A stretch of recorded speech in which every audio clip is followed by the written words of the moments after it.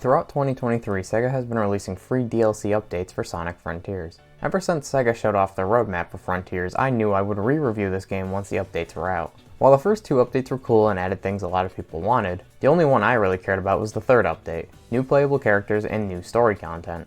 I was excited, and during Gamescom we would see a trailer and get the release date. Not gonna lie, the release date was a little inconvenient for me because I already had other projects, but I already planned to talk about this game once the updates were out, so I can put those projects on hold for a bit so I can talk about Frontiers. This video is pretty much only going to be about the new content from the updates. If you want to know my opinion of the main game, then you can watch the video I made about that. It'll be at the end of this video as well as the top right of this video. So update 1 was alright. It added music from the rest of the series that you can listen to while running around. They give you a few tracks right off the bat, but you can find more around the islands.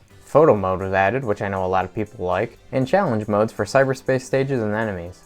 If you S-rank all the enemy challenges, then you'll unlock the extreme difficulty. I still haven't gotten around to unlocking it yet, maybe one day.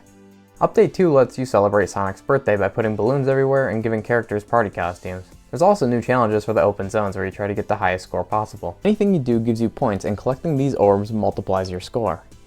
Trying to get the S rank on these was fun at first, but started to get kind of boring by Chaos Island because they were all pretty much the same. It is worth it though, because if you do, you unlock the Spin Dash. The Spin Dash is really satisfying to use in Frontiers. It is really broken though, you can skip huge chunks of platforming challenges just by spin dashing off an incline. Because of that, I'm really happy it's only available during the endgame. I don't know if it carries over into a New Game Plus, which New Game Plus was also added during this update. The last thing that was added during this update was the new types of Cocos. The only way to collect these new Cocos is by completing the new platforming challenges. These challenges are harder than any of the other challenges in this game. They aren't the hardest challenges ever, but they're alright. But now it's time for the one most people are interested in, Update 3, The Final Horizon. My opinion on this free DLC is extremely mixed. There were parts I liked and then some not so much. So the Final Horizon update pretty much replaces the original ending, the entire final island. The island itself is the same, what you do on it is different. They also added a bunch of new platforming challenges. Instead of playing as Sonic the whole time, you play as Amy, Tails, and Knuckles to collect the Chaos Emeralds. Then climb towers, do challenges, and fight bosses as Sonic. Playing as the other characters was the part I was most excited about, and for the most part, playing as them was my favorite part of this update. The first character you get to play as is Amy, and she is my favorite character to play as. Amy has a triple jump, and if you hold the jump button after the third jump, she can glide using tarot cards. This alone made Amy's platforming challenges some of my favorites in the whole game. But this is mainly because I think Amy is the most fun character to play as.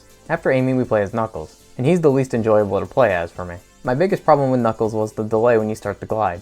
I'm so used to how it was in Adventure 2. This might just be a problem I have with it because of how much I played SA2, but I just couldn't get used to it. Knuckles can also climb walls, but he can only climb specific walls, kinda like in Sonic Boom. I'm so sorry I reminded you of that game. The final new playable character is Tails, and I think he's great in this game. He does have the same delay thing that Knuckles has, anytime you want to fly, so I wish that was different. Other than that, Tails is so much fun to play as in this game just because you can skip so much by flying. Tails can fly for a long time in this game. Some platforming challenges are clearly designed around this, but there were a few I almost completely skipped just by flying. Just like Sonic, you can unlock more abilities for these characters by using experience points. My favorite ability for every character was the Spin Dash, because spin dashing off an incline, then using Amy's glide or Tails' flight afterwards would give you so much height and distance. I also liked the SA2 mech you can unlock for Tails. I liked the callback, and it was fun to fly as high and far as I wanted. Well, at least until the time for it ran out. It did feel a little broken though, I will admit. After you collect the last emerald with Tails, you have to play as Sonic and climb up 5 towers. This is the part of the DLC that a lot of fans are very mixed on, and it's easy to understand why. Apparently Kishimoto heard all of us say we wanted the game to be harder, so he did just that. The platforming challenges to get to the top of the towers are really fun, and way more difficult than anything else in the game. They can be a little punishing though. If you fall, you'll most likely fall all the way back down and have to do it again. When you do eventually make it to the top, you have to do a trial. At first, these aren't that bad. You beat a few enemies under a time limit. But there is one that a lot of fans seem to not like, at least from what I've seen. The King Coco trial. This trial is a boss rush where you have a limited amount of rings, your stats are all dropped to 1, and there's no checkpoints. And the bosses you have to fight are the Titans. So yeah, if you run out of rings, that's a game over, and you have to start over after. They also did another thing a lot of fans asked for. They added the perfect parry. Now you actually have to time your parry to do it successfully, instead of just holding the buttons until the enemy attacks you. I like the perfect parry, I just think it's not always obvious when you have to press the buttons to parry. But I learned after a few attempts. This is a very difficult challenge, but it is possible. I just wouldn't recommend doing it on hard mode. But if you do decide to do this challenge on hard mode, I would side loop the Titan and then spam the stomp attack. It worked for me. Now a lot of players hate this trial, and that's fair. It's a huge difficulty spike. When fans said they wanted the game to be harder, I don't think they meant they wanted it to be like this. I like the challenge, but I understand I'm probably in the minority with that opinion. I will say it probably shouldn't be this difficult.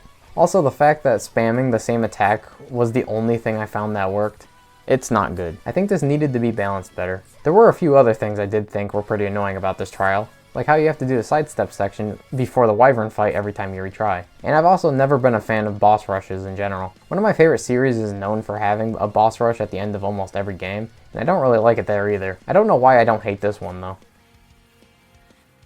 Then after that, we fight Supreme, who is super easy, just like he was in the original ending. And then we fight the End, who has a completely new boss fight.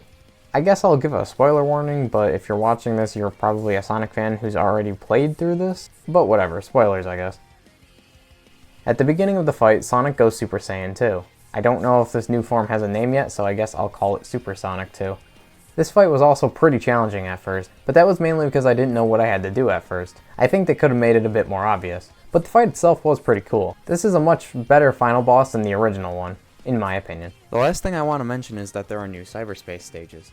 I forgot to mention them until now because I only played a few after beating the final boss. I had a lot of fun with these new levels, and unlike the other cyberspace levels where I got an S rank on my first try on every level, except for 1-2, here it took me a few attempts to get to S rank. And that's pretty much it for the Final Horizon update. I'm still very mixed on this update. Most of it I like, but I can totally see why a lot of fans don't like the King Coco trial and the new bosses. I like playing as the other characters, but they're not perfect, specifically the delay when you start to fly or glide as Tails and Knuckles. So what are my overall thoughts on Frontiers now that all the DLC is out? Well, my opinion is pretty much the same as it was in the original video. The DLC doesn't really change my opinion at all. I still think Frontiers is a good game that has a lot of flaws. I think a sequel to Frontiers that does what works and improves on what didn't could be one of the best 3D Sonic games ever. And obviously, make a new story, new locations, and if they want to have more boost stages in the sequel, please make the levels more original instead of reusing Green Hill again. But whatever Sonic Team and Sega do for the next 3D game, for the first time in years I'm looking forward to whatever the next 3D Sonic game is, because I think they found a formula that works, it just needs some improvements.